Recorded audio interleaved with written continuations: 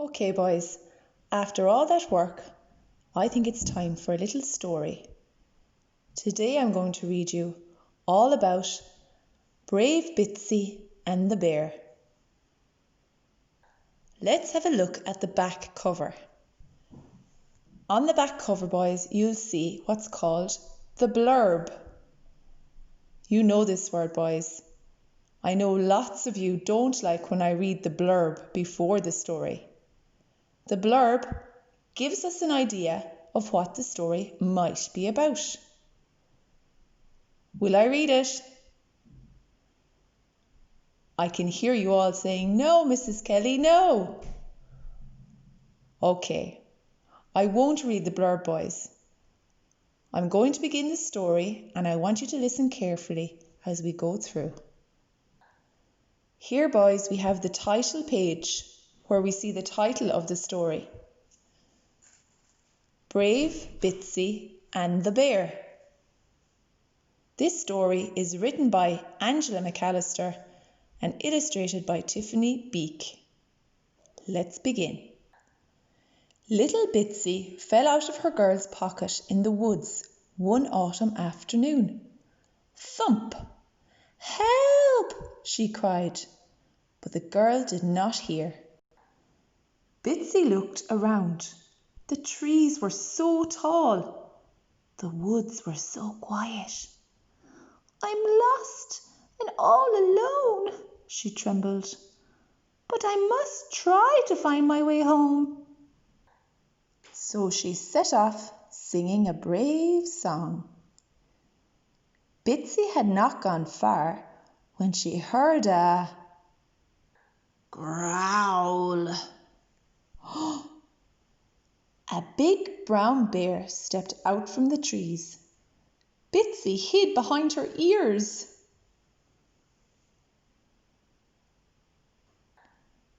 Are you lost, little one? Asked the bear gently. Yes, said Bitsy. I have to find my house. It has a blue door. Well, I was on the way to my cave, said the bear. It's time for my long winter sleep. But climb onto my back and I'll take you home first. They began to tramp through the woods, but soon Bear yawned. Oh, I'm so very tired. But don't let me rest or I'll fall asleep and I shan't wake up until spring. So Bitsy sang him one of her most bouncy, wide-awake songs. When Bear's eyelids grew heavy, Bitsy sang him a marching song and drummed with her heels to keep him awake. When Bear sat down for a snooze, Bitsy gave a loud tarantara until he carried on. At last, Bitsy saw her house with the blue door. Thank you for bringing me home, she said. Bear smiled sleepily. Oh, goodbye, my friend. Good night. And he shuffled wearily back to the woods to find his cave. That night, Bitsy sat on the windowsill thinking of her friend. Did Bear reach his cave or did he fall asleep on the way? There was no one to sing and keep him awake, she thought sadly. Outside, snow began to fall thick and fast. Oh, I wonder what season it might be, boys. Yes, it must be winter. By morning, icicles hung at the window. If Bear has fallen asleep on the way to his cave, he'll freeze under the snow, thought Bitsy. I must try to find him. So, taking a ball of wool from the knitting basket, she lifted the latch and climbed out of the window. Then she tied the end of the wool to the garden gate and set off singing a hopeful song. Bitsy searched every snowdrift. but she couldn't find Bear. On and on she went until the wool came to an end.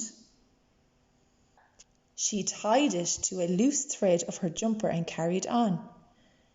"Bear, Bear, are you there?" she sang, but no one answered. Her jumper grew shorter and shorter. At last it unravelled completely. Tired and shivering with cold, Bitsy could go no further. Just then she heard a loud snore. And there was Bear, fast asleep with his head on his paws. Bitsy shook him. "Wake up!" she cried, and sang with all her heart. But Bear didn't stir. "He'll freeze unless I help him," she thought.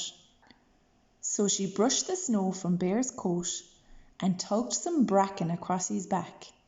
But the wind blew it off and fresh snowflakes fell. Bitsy hugged Bear's neck, but she had no warmth to give. Then suddenly Bitsy heard a rustling and a scratching.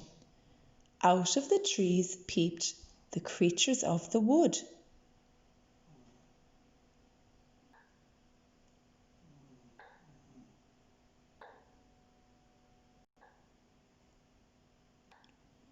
"We heard your singing, little rabbit," they said. "We're Bear's friends too. We can help him together." The beavers built a shelter of wood. The foxes fetched some bracken. The squirrels brought some moss for a blanket. Soon Bear was warm again. "Goodbye, my friend. Good night," said Bitsy. Then she followed the wool all the way home and climbed back into her girl's cosy bed. As she drifted off to sleep, Bitsy thought of Bear under his mossy blanket in the snow and hoped he would keep warm all winter long. On the first morning of spring, Bitsy ran to find Bear singing her sunniest waking song. "Hello, little one," said Bear. "Why, somebody made me such a cosy bed. That was the best winter sleep I ever had." Bitsy hugged him tight and smiled happily to herself. And in the woods all around, Bear's friends smiled too. The end. Can you remember what season it was in our story of Brave Bitsy and the bear? Was it spring, summer, autumn, winter? Good boys, it was the season of winter in our story. It's also the season of winter outside your front door. Did you spot any clues in our story that tells us it's the season of winter? Let's take a look again. Do you remember the snow falling thick and fast outside? Do you remember the icicles on Bitsy's window? Do you remember Bear going for his long winter sleep? He was hibernating. He didn't make it back to his cave though, boys. All of these things are signs of winter.